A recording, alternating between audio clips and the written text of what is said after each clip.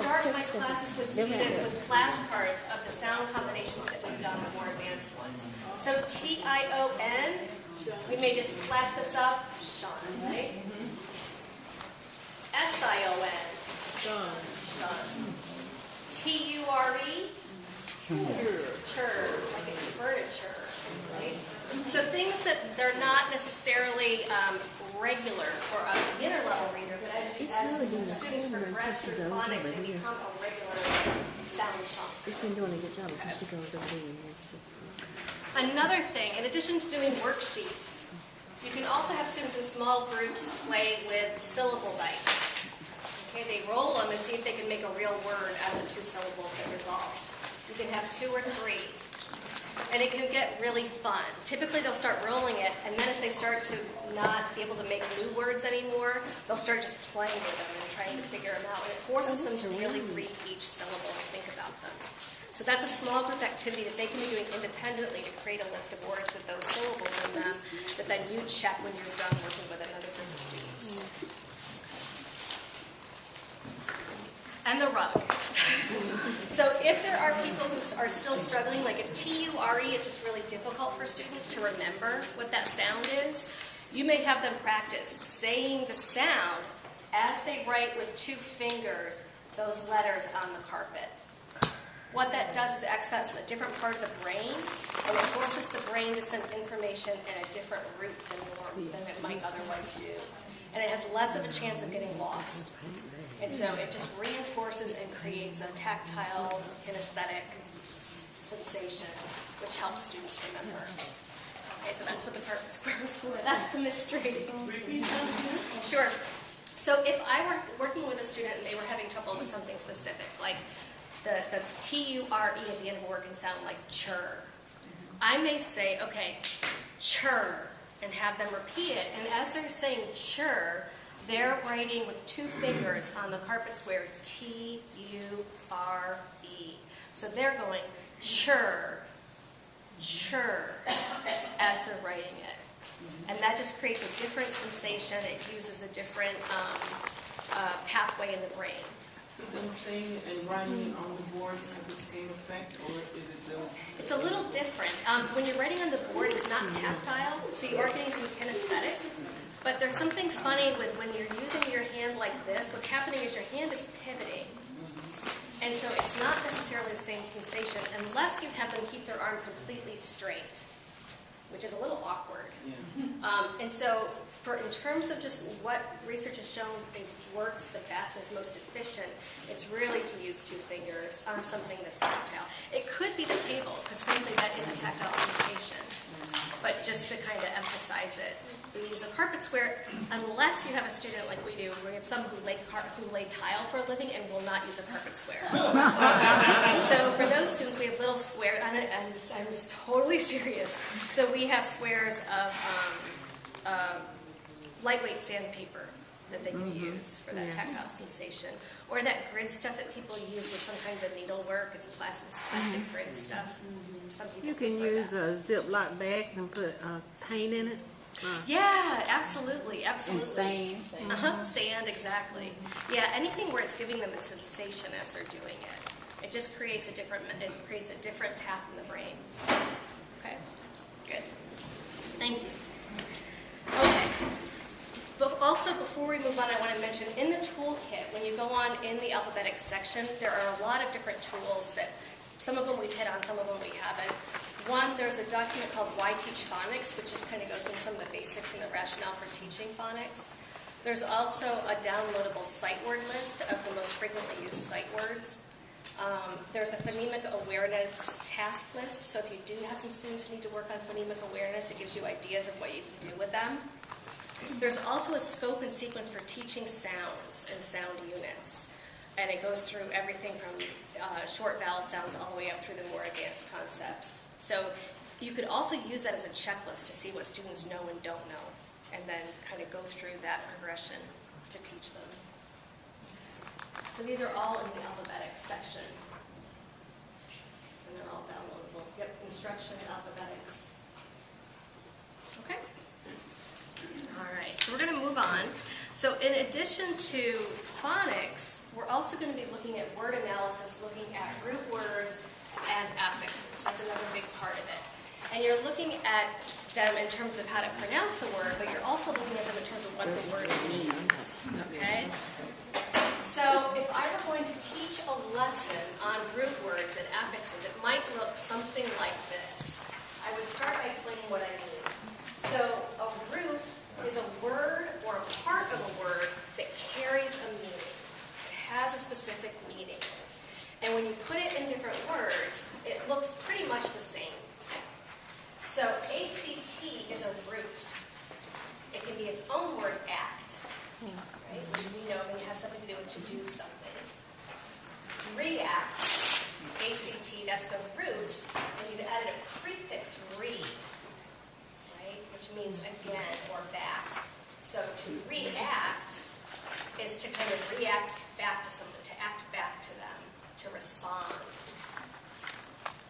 Action, we've added that TION ending, which turns the verb into the noun, which we've talked about before. So act, shun, action. The ACT is the root word. Okay? It's the same root, but it's in these different words, and they all have slightly different meanings. But knowing what act means can help you figure out what that word means if you don't already know what it is. Okay? So it's worth learning what they sound like, how to pronounce them, and what they mean. Okay? So today, we're going to look at a root word. And that root word is rupt. Can everyone say that with me? Rupt. Good. Rupt. Rupt means to break or burst. Break or burst. And it's often used in words like these. Interrupt. Interrupt. Now this is a fairly common word. Can anyone tell me what interrupt means? Yes, stop someone, right? You break into their conversation and stop them. Right? Interrupt. You're coming in and breaking in, and that stops what's happening. Interrupt. Inter, as we've talked about before, has something to do with between things, right? Right between. You're coming between, you're breaking between them. This next word, what's the root word in the next word? Rupt. Rupt. Good. And who'd like to take a stab at pronouncing it? Disrupt. Disrupt. Good. Disrupt. So when you disrupt something, you're also kind of stopping it. You're kind of breaking into it and kind of destroying it or stopping it. Right? Disrupt. So if you disrupt a meeting, that means you've done something which causes everyone to lose focus on what they're supposed to be focused on, and they're not focusing on you. Okay, disrupt. So, and in this case, since I'm working with students, I would say, so if you were to disrupt class right now, what's one thing you could do? Disrupt. Examples real quick. The next word, erupt. Erupt. You've got rupt, and then E on the front. Has anyone ever heard the word erupt before? Right? A volcano, right? So it's basically you've got kind of a mountain that breaks open and spews out hot lava. Erupt. You can also say, if you all don't settle down, I'm going to erupt. That means I'm going to blow my top, right? I'm going to burst. It's not going to be pretty. So erupt. Erupt. The next word, rupture. Rupture. Rupture. Say it. Now, the root word, as you can see, can either come at the end of the word, it can come at the beginning, or it can come in the middle. Right? It can vary. And so we're going to do some practice a little bit, finding the root words in other words. So rupture, rupture. This is another example of rupture is a noun. It's a thing. So when you have a rupture, it's when something has burst open. It's that act of bursting. So we talked the other day about strokes and how a stroke is a rupture in a blood vessel. When a blood vessel kind of bursts open in the brain. And that is a rupture. And this is the root word rupt, which means to burst or break. Okay, a rupture.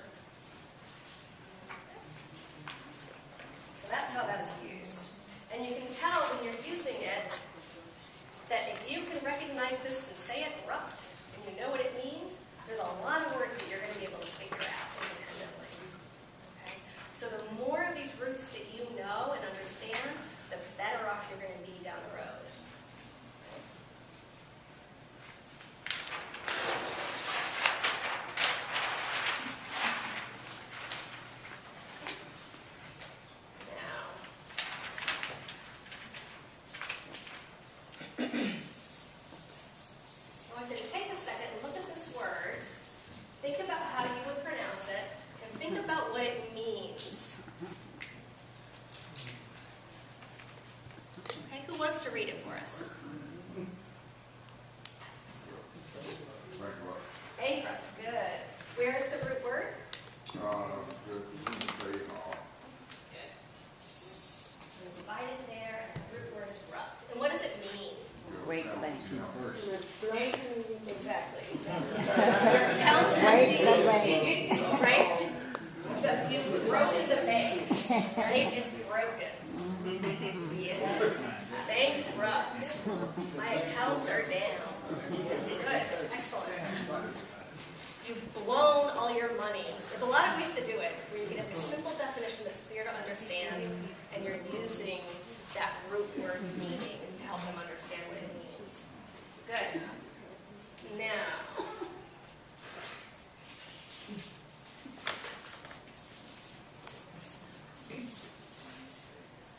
who would like to come up and square or box the root word for me?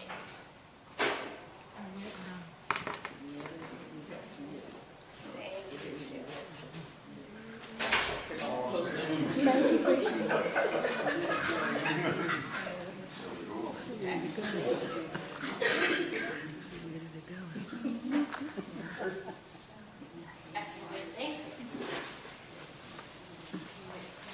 And let's read this word together. Corrupted. Exactly. Corrupted. What do you think corrupted might mean? Has anyone ever heard? Both and all of them. Tainted. What's wrong with it? Something's bad. It's Or tainted. Good, good. Have you ever heard the term a corrupt politician? Yes. You've probably heard that a lot. So, Was it corrupt is basically someone who has broken the law. Mixture? Whether it's an actual law, a legal law, or a law about how people are supposed to interact with each other, but they've broken it, right? So that rupt is the break, and in this case, it's how people are supposed to act with each other or a law. It's corrupted.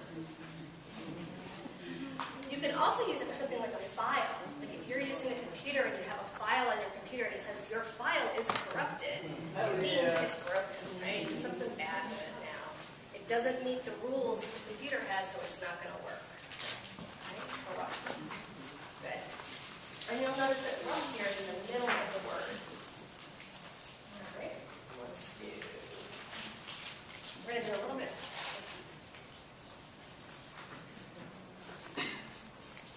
We're going to add another suffix that we've talked about before, I-B-L-E, to the end of this word.